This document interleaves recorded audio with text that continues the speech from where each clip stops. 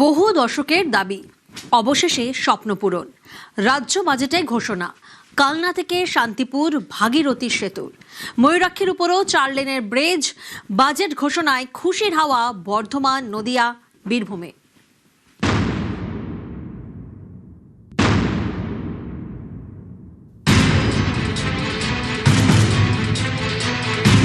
মাঝে ভাগীরথী, একদিকে কালনা, অন্যদিকে শান্তিপুর। দীর্ঘদিনের দাবি একটি সেতুর। প্রতিশ্রুতি অনেক এসেছে, কিন্তু কেউ কথা রাখেনি। অবশেষে স্বপ্ন পূরণ। রাজ্য বাজেটে অর্থমন্ত্রী স্বপন দাশগুপ্তর ঘোষণা, 1200 কোটি টাকা ব্যয় কালনা এবং শান্তিপুরের মধ্যে সংযোগকারী একটি ভাগীরথী প্রধান সেতু নির্মাণের প্রস্তাব দিচ্ছে।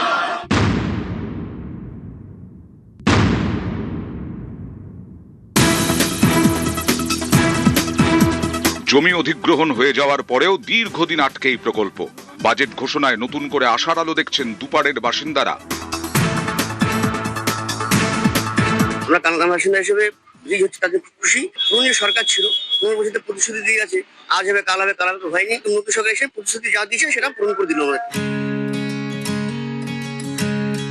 বর্তমানে কালনা ও শান্তিপুরের বাসিন্দাদের নদী পারাপারের জন্য নৌকোর ওপর নির্ভর করতে হয়। নইলে গৌরাঙ্গ সেতু হয়ে প্রায় 45 থেকে 50 কিলোমিটার রাস্তা ঘুরে যেতে হয়। 2018-এ তৎকালীন মুখ্যমন্ত্রী মমতা বন্দ্যোপাধ্যায় ভাগীরথীর ওপর সেতু তৈরির কথা ঘোষণা করেছিলেন। এটা হবে 2022 সালের মধ্যে, করতে টাইম লাগবে। দীর্ঘদিনের কালনার মানুষের দাবি, কালনার গঙ্গার ওপর দিয়ে ভাগীরথীর ওপর দিয়ে একটা ব্রিজ নবদ শান্তিপুর পর্যন্ত যাবে এবং প্রায় 1000 কোটি টাকা লাগবে। জমি অধিগ্রহণ শুরু হয়েছে। 2022 পেরিয়ে 2026 ঘোষণা হয়েছে, সেতু হয়নি। উল্টে ভোটের প্রচারে গিয়ে সেতু তৈরি করে দেওয়ার দাবি করে সোশ্যাল মিডিয়ায় খোঁচা খেতে হয় মমতা বন্দ্যোপাধ্যায়কে। আমি কিন্তু একটা ব্রিজ করে দিচ্ছি, জানেন তো, 1100 কোটি টাকা খরচ করে কালনা থেকে শান্তিপুর 15 মিনিটে পৌঁছে যাবেন। ব্রিজ হয়েছে শুনলাম, কালকে দিদি এসে বলে গেল যে কালনায় নাকি 1100 কোটি টাকা ব্রিজ হয়ে গেছে। আমি তো ব্রিজে খুঁজে পাচ্ছি না। আরে হ্যাঁ, তুমি কি জানো ব্রিজটা কোথায়? ব্রিজটা জানি না।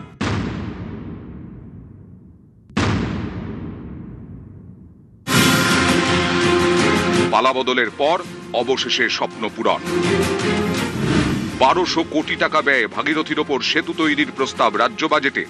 আমাদের এখানে ব্রিজ হচ্ছে, অনেক উপকার হবে। আমরা সমস্ত কালনাবাসী চেয়েছিলাম যে পূর্বেই এই ব্রিজ হোক, এবং এই ব্রিজের ফলে এই যে আমাদের লঞ্চের যে মাঝে মাঝে দুর্ঘটনা ঘটে, এর পূর্বেও দুর্ঘটনা ঘটেছিল, অনেক লোক মারাও গিয়েছিল। সাধারণ আপামর জনসাধারণের প্রচুর উপকার হলো এই ব্রিজ হয়ে। শুধু কালনাই নয়, বীরভূমের ময়ূরাক্ষী নদীর ওপর জরাজীর্ণ তিলপাড়া ব্রিজের ওপর চাপ কমাতে তৈরি হতে চলেছে নতুন 4 লেনের সেতু।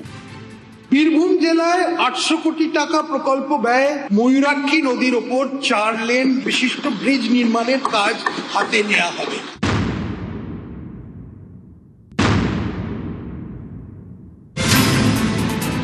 প্রায় 70 বছর আগে তৈরি হয়েছিল তিলপাড়া ব্রিজ। গত বছর ময়ূরাক্ষী নদীর জল বাড়ায় ক্ষতিগ্রস্ত হয় ব্রিজটি। কয়েক মাস ব্রিজের ওপর যান চলাচল বন্ধ রাখা হয়। নতুন 4 লেনের সেতু হলে চাপ কমবে তিলপাড়া ব্রিজের। রাজ্য বাজেটে শুনলাম যে আমাদের এই ব্রিজটা 4 লেনের ব্রিজ হচ্ছে, এতে আমরা খুবই খুশি।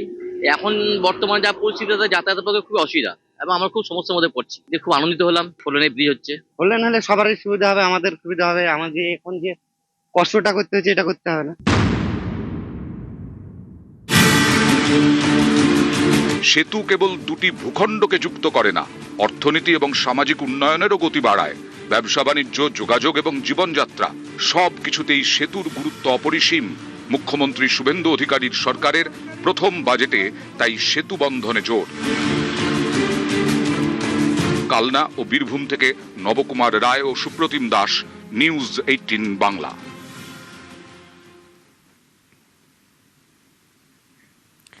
অফিস টাইমে চিংড়িহাটায় যানজটই নিত্যসঙ্গী, নিত্যযাত্রীদের কাছে বিভীষিকা। এই যানজট যন্ত্রণা কাটাতে এবার উদ্যোগী বিজেপি সরকার। ডাবল ইঞ্জিনে গতি পাচ্ছে EM bypass new town elevated corridor তৈরির কাজ। বাজেটে বরাদ্দ 900 কোটি টাকা।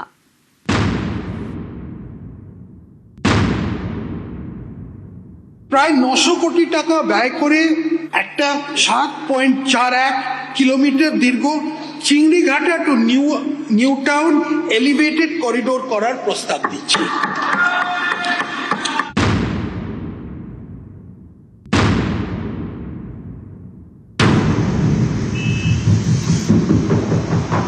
অফিস টাইমে চিংড়িহাটা মানে যানজট, বিভীষিকা। এমনও দিন যায় যখন 10 মিনিটে রাস্তা যেতে 1.5 ঘন্টা লাগে। চিংড়িহাটার বিভীষিকা কাটাতে এবার উদ্যোগী রাজ্যের বিজেপি সরকার। পালাবদলের পর গতি পাচ্ছে EM bypass new town elevated corridor তৈরির কাজ।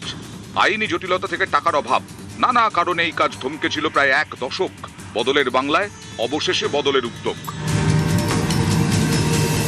প্রায় 7.5 কিলোমিটার এই এলিভেটেড করিডোর শুরু হবে ইএম বাইপাসের মেট্রোপলিটন ক্রসিং থেকে। তারপর 4 লেনের এই করিডোর ক্যাপ্টেন ভেড়ির ওপর দিয়ে চলে যাবে সল্টলেক সেক্টর 5 এর দিকে। চিংড়িহাটার মোড়কে পাশ কাটিয়ে এলিভেটেড করিডোর যাবে সেক্টর 5 এর রিং রোডের দিকে। এলিভেটেড করিডোর থেকে একটি রাস্তা নেমে যাবে রিং রোডের ওপর, যে রাস্তা দিয়ে কলেজ মোড়ের দিকে যাওয়া যাবে।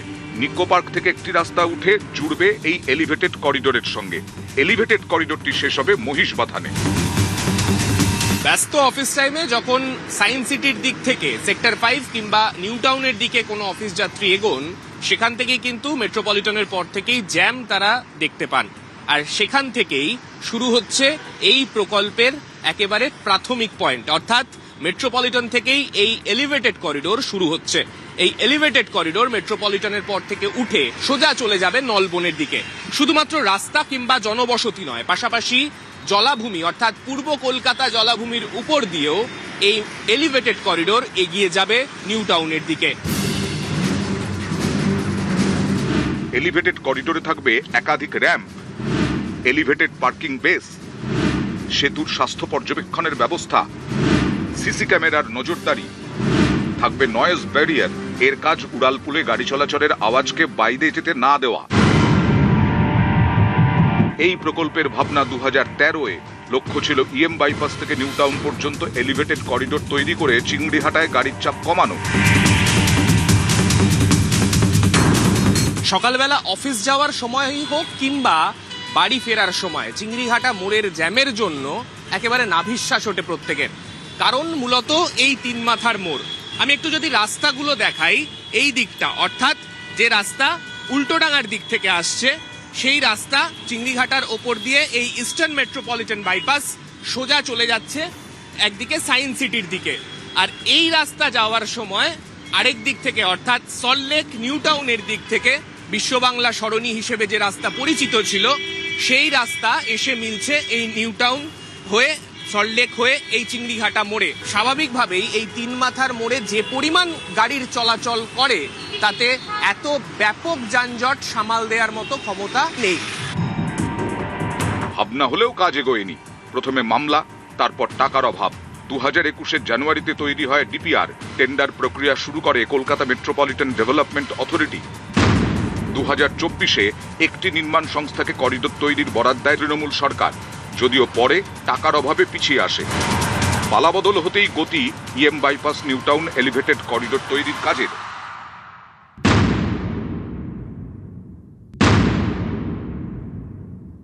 অফকোর্স এটা ভালো হলো, তার কারণ এখানে আইটি হাব আছে, দরকার না বাজেটে। খুবই ভালো হবে। এখানে এত বছর ধরে এই যে যন্ত্রণা, এই যন্ত্রণা থেকে সত্যিই মুক্তি পাচ্ছি আমরা। এবং সরকার যে উদ্যোগটা নিয়েছে, খুবই ভালো উদ্যোগ নিয়েছেন। অনেক সুবিধা হবে, যাতায়াতের পক্ষে সুবিধা হবে। অনেক জ্যাম হয় রাস্তায়, ভিড় ভাট্টা প্রচুর হয়, অনেক সুবিধা হবে। কলকাতা থেকে সান্নিক ঘোষ এবং অনুপ চক্রবর্তী, নিউজ 18 বাংলা।